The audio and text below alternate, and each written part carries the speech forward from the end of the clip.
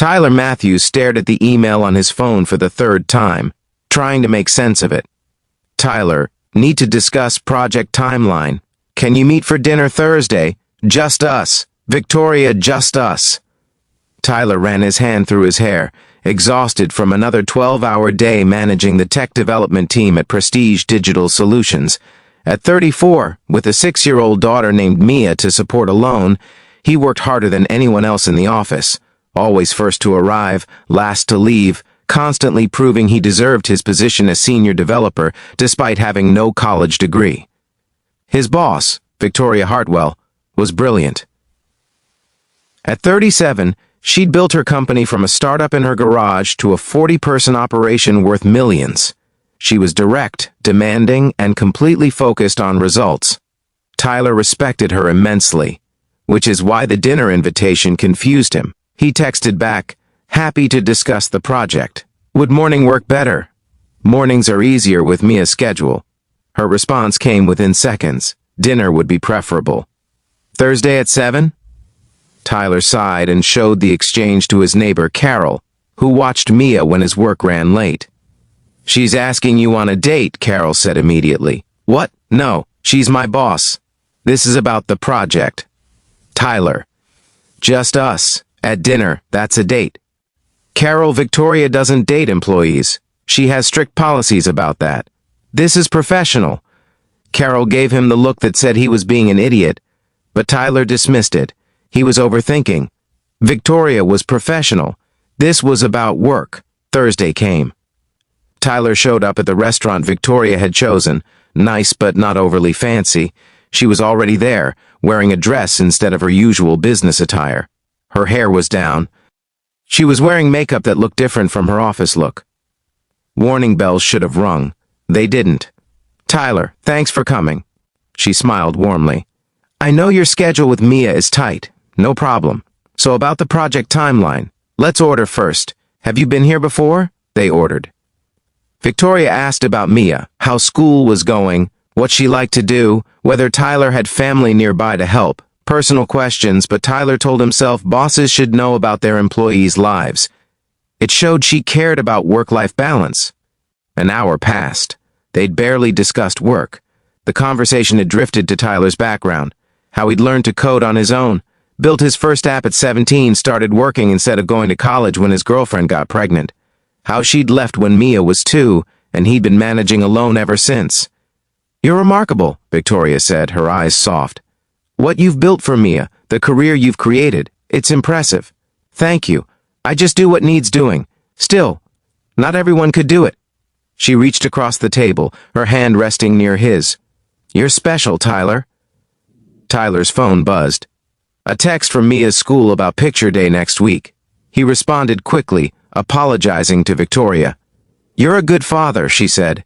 Mia's lucky. I'm lucky. She's the reason I work so hard. Victoria looked at him with an expression Tyler couldn't quite read. Frustration? Disappointment? Something else? Tyler, can I ask you something personal? Sure. Are you seeing anyone? Tyler blinked. No. I don't really have time for dating.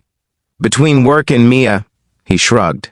It's not a priority. What if it were a priority? What if you met someone who understood your life, who respected your dedication to Mia, who could be part of that instead of competing with it? That would be great, I guess, but I'm not looking.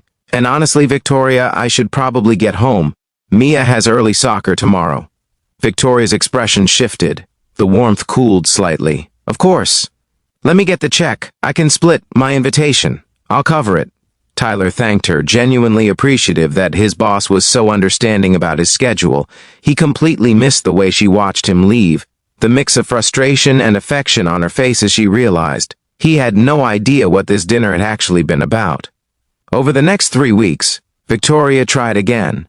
And again. Tyler, there's a tech conference next month. I thought you might want to go. We could drive together, make a weekend of it. Tyler, that sounds great, but I can't leave Mia for a whole weekend.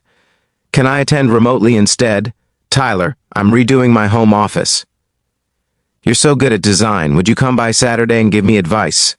Tyler, happy to help. Can I bring Mia?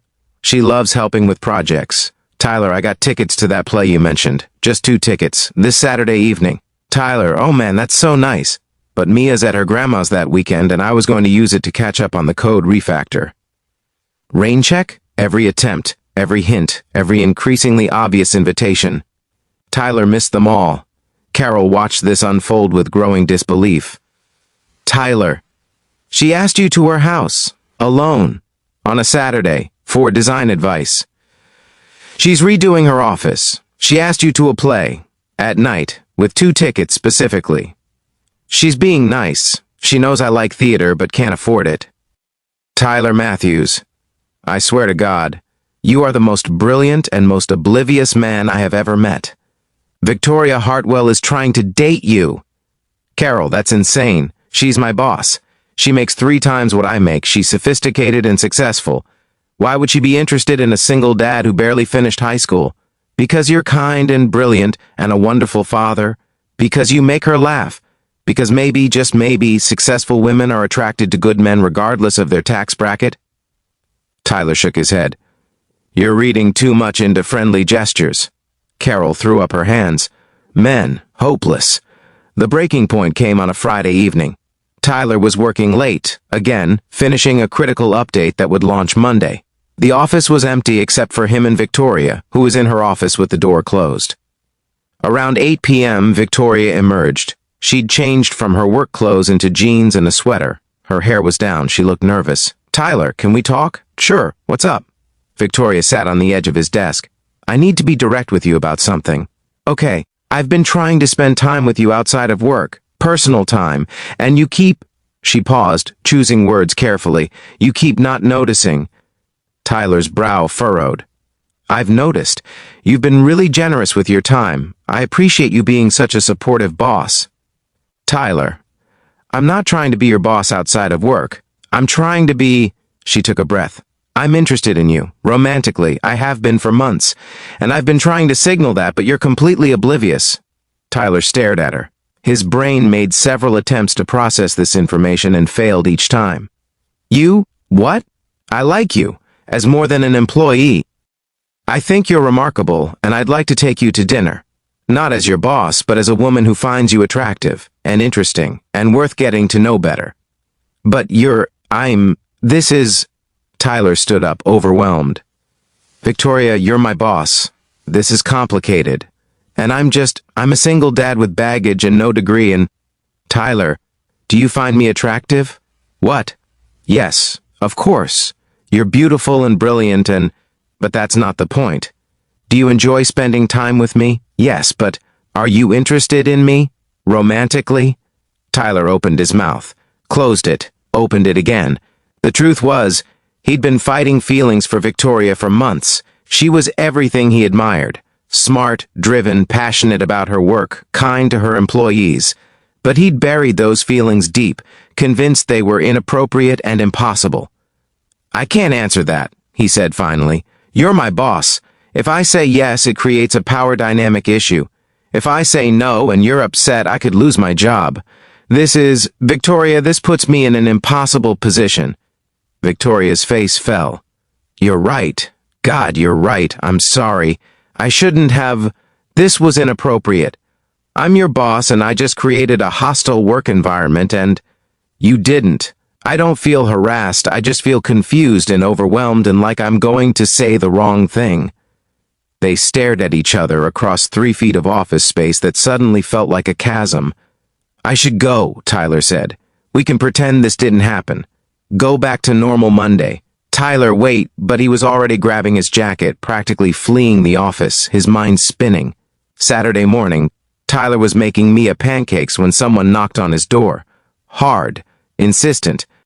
He opened it to find Victoria standing there, still in jeans and a sweater, looking like she hadn't slept.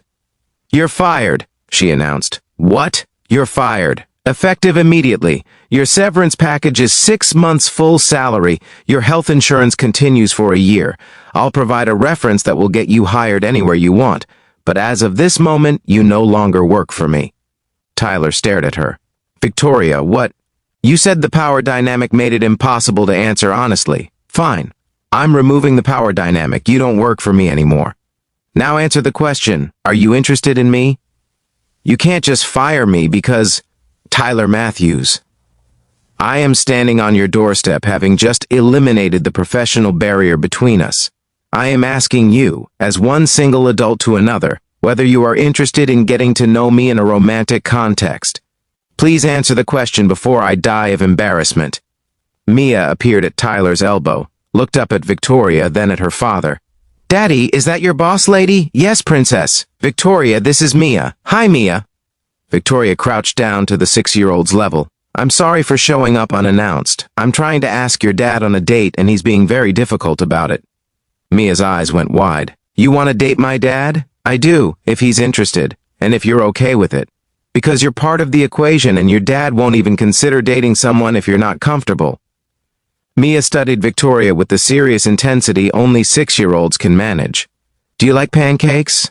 I love pancakes. Daddy makes the best pancakes. Do you have kids? No. But I like kids, and I've heard a lot about you. Your dad talks about you constantly. He does? Mia looked up at Tyler, delighted. I do, Tyler confirmed. Mia, can you give me and Victoria a minute? Okay. But she should stay for pancakes. Mia ran back to the kitchen. Tyler stepped onto the porch, closing the door behind him. Victoria, you can't fire me. That's insane. I absolutely can. I'm the CEO. I can fire anyone I want, and I'm firing you because you're brilliant and you'll be fine professionally, and I'm tired of wanting something I can't have because of corporate hierarchies.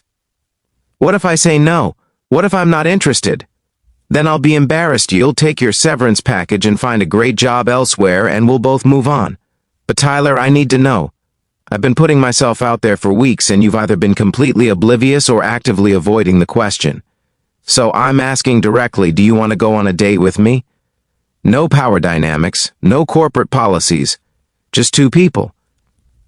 Tyler looked at this brilliant, powerful, beautiful woman who just fired him so she could ask him on a date without professional complications. The absurdity of it made him laugh. You're insane. Possibly. Is that a yes? Victoria, I'm a single dad. I have a 6-year-old who comes first, always. I work too much. I have student loan debt from trade school despite not finishing college. I live in a 2-bedroom apartment. You're a CEO with a mansion. We're from completely different worlds. Tyler, I don't care about any of that. I care that you're kind and brilliant and you make me laugh. That you're the best father I've ever seen. That when you talk about code, your whole face lights up. That you're genuine in a world full of people performing all the time. She stepped closer. I'm not asking you to marry me. I'm asking you to have dinner with me. As a date. Where we both know it's a date this time. Tyler thought about all the hints he'd missed. All the invitations he'd dismissed as professional kindness. All the moments when Victoria had been trying to show him something he'd been too scared to see. Yes, he said quietly. I'd like that. But I have conditions. Name them. We go slow. Mia's been through enough with her mother leaving. I won't introduce you as someone I'm dating until I know this is real. Agreed. If this doesn't work out, you give me my job back. Victoria smiled. Absolutely not. You're way too talented to work for me. I was underpaying you anyway. But I'll help you find something better. And you come in for pancakes. Mia's right. I do make good pancakes. And if you're going to date me, you should know that Saturday morning pancakes are sacred family time. I would love pancakes. They went inside. Mia was delighted to have a guest.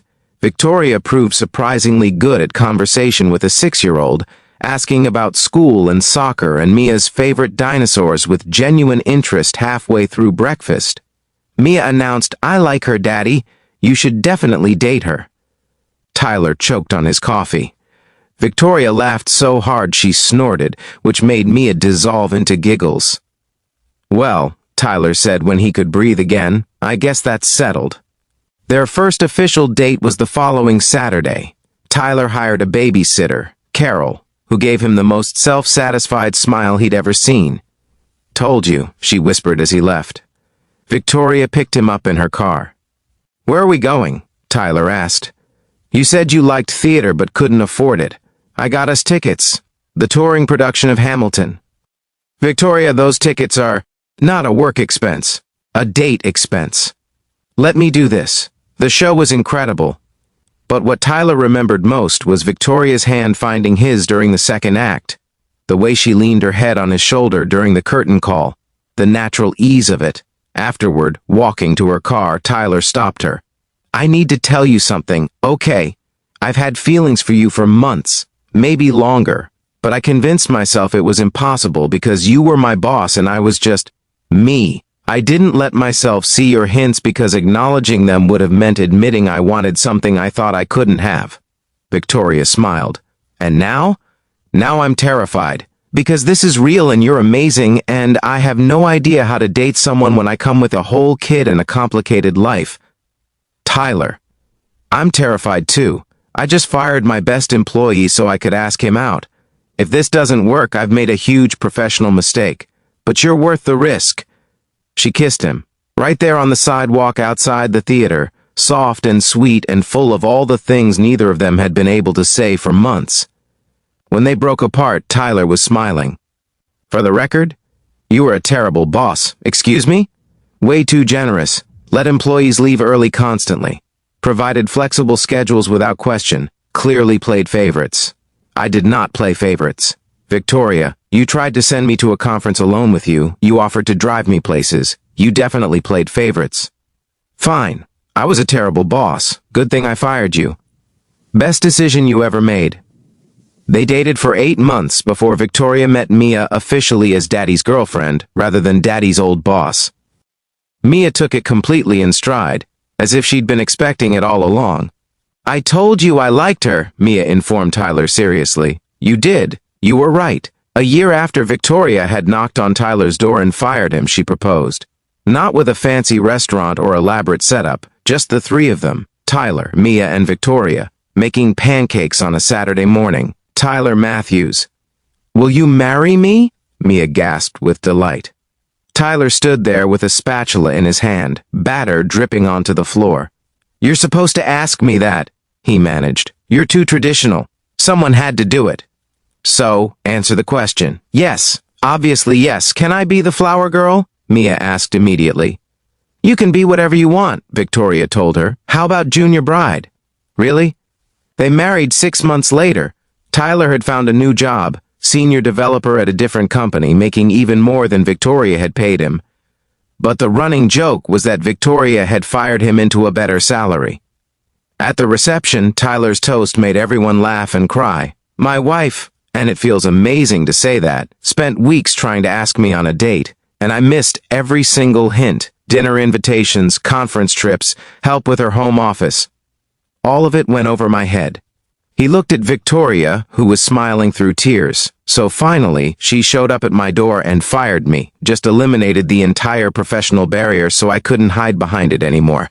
And then she asked me directly, in front of my daughter, if I wanted to date her. It was the most ridiculous, impulsive, brave thing anyone's ever done for me.